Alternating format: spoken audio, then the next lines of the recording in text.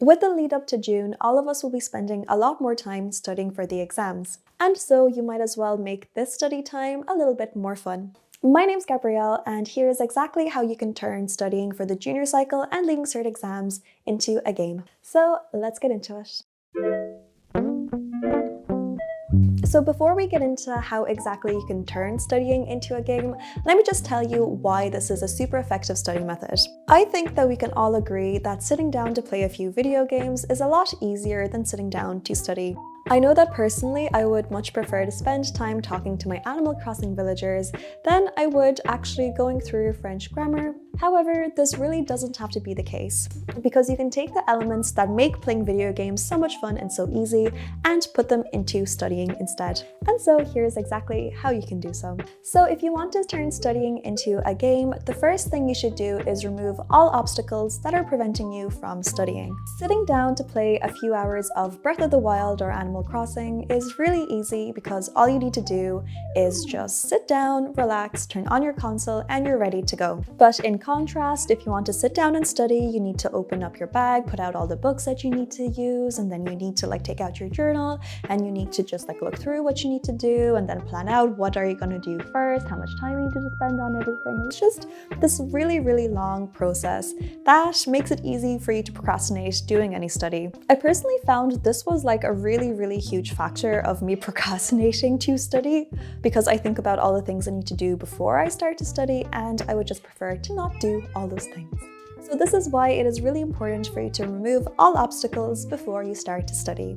So what do I mean by this? Here are a few examples. So a lot of us actually don't start to do our homework or our study as soon as we get back home. I personally used to love to just come back home, drop my bag in the corner, play with my dog, grab something to eat, and then start to study. And I think a lot of people are like this too. The way you can remove obstacles from studying later on is actually, instead of just dropping off your bag into the corner as soon as you get back home, actually go to your study space, clear it off, open your bag, take out the books and put them on the table, and then go to relax. If you do this, you're setting up an environment that'll make sitting down to study a lot more easier, because your books are already out. The only thing you need to do is sit down and do the work. Whereas if you don't actually do this and you just go off and relax for a couple of hours, it might be really difficult to sit down and study afterwards, because you'll be thinking, oh, I need to grab my bag, I need to put out all this stuff, and so on.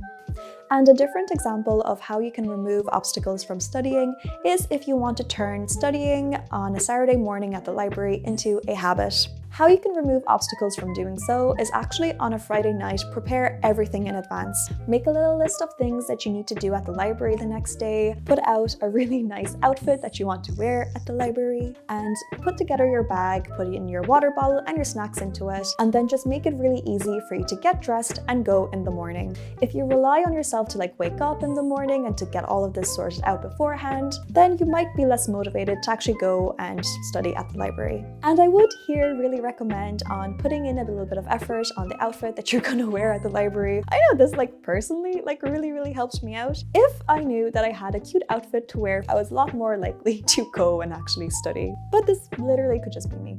And this just also reminds me of a quote that my home ec teacher absolutely loved, which is fail to prepare, prepare to fail. When I was in secondary school, I kind of found that quote really intense, but now thinking back, it actually has a little bit of truth into it, that you can make it really easy for yourself to succeed and to actually sit down and study if you prepare first. So if you're struggling to sit down and study, removing obstacles can make doing so a lot easier. And also, I'd like to just quickly add that you should leave a like on this video if you'd like to come back to it at a future date for some inspiration for how you can study a little bit better. So be sure to leave a like and to subscribe for more videos like this. So how exactly do you make studying a little bit more fun? The way you can turn studying into a game is actually by changing up your study methods. There are a lot of different methods out there that make studying a lot easier for a lot of people. So here are a few study methods that you can use that are a lot more fun than the traditional writing out your notes and trying to soak them up. And I'd like to just add a disclaimer. Different study methods work for different people. It's really just about finding what works for you. Here is what worked for me. So the first study method that you can turn into a game is using flashcards. I think that we all know by now that using flashcards is a really effective study method, especially if you're trying to learn off a ton of vocab and definitions. However, it's not enough to just make your own flashcards to get the information to stick into your head. What you can do is turn going through your flashcards into a game. What I used to love to do is take all of my flashcards and grab myself a big bar of chocolate, and what I tell myself is that if I get 10 flashcards right in a row without any mistakes, I'll give myself a little square of chocolate. And this was a very effective study method for me. But if you don't have enough time to make your own flashcards, we have tons available on Studyclix. I'll leave a link in the description box below. If flashcards aren't your thing, and if you have a Studyclix membership, you can actually go onto our website and go through our quizzes. All of our quizzes have been made by expert teachers and H1 students, and a lot of our quizzes are actually based on exam paper questions as well, so you know the questions that you're going through on the quizzes are actually relevant to your exams. If you have a Studyclix membership, I definitely would recommend checking those out. At the moment, I'm actually studying French, and so going through those quizzes is a lot of fun for me, even though I'm not in secondary school anymore. But when I did my Leaving Cert, this was my favorite way to gamify my studying, which is basically just using a timer when I'm doing anything. When I had a lot of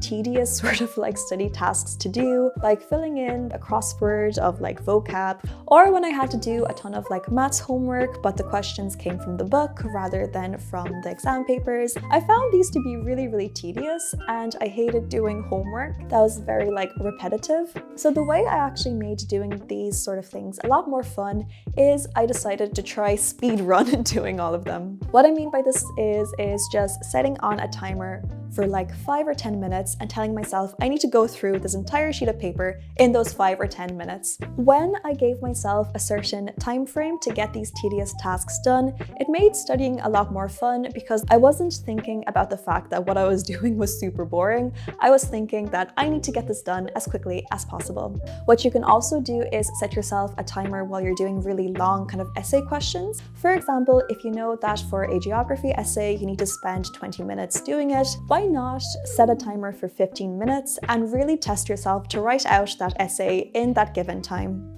This is really effective because it gets you faster and faster doing your exam paper questions, and in the actual exams, you need to take all the time that you can get. So if you can get faster at doing those sort of questions, then that will be a huge benefit to you in June. And another element that makes video games really fun to play is actually the reward element of it. This is actually something that really motivated me to study. The way you can implement this into studying is actually just by taking a massive highlighter and crossing off all of your tasks as you do them. It is so satisfying. Just be sure to treat yourself really kindly once you're done with your work, because that will even motivate you to go study again the next day and the day after that. And before I get into my last tip, I'd like to just quickly add that I am super curious to hear what subjects you guys are struggling with. If there's any subject in particular that you're kind of struggling to sit down and study, or you just don't know how to begin studying, then do comment that subject down below. We'd be so happy to make a video on how to study that specific subject. And then finally, my last sort of tip on how to turn studying into a game is actually to just listen to the soundtracks of your favorite games while you study. If you are somebody that really struggles to concentrate while you're studying, then listening to gaming soundtracks can be a huge game changer for you. The soundtracks to games are actually designed to help players focus and to stay concentrated on the game. So they are the perfect thing to listen to if you're struggling with concentration while you study. I personally really love the soundtrack to the Animal Crossing games. They're one of my favorite things to listen to while I study. And so I really hope this video has helped. Please be sure to leave a like if it did, and best of luck with the study. I like that take.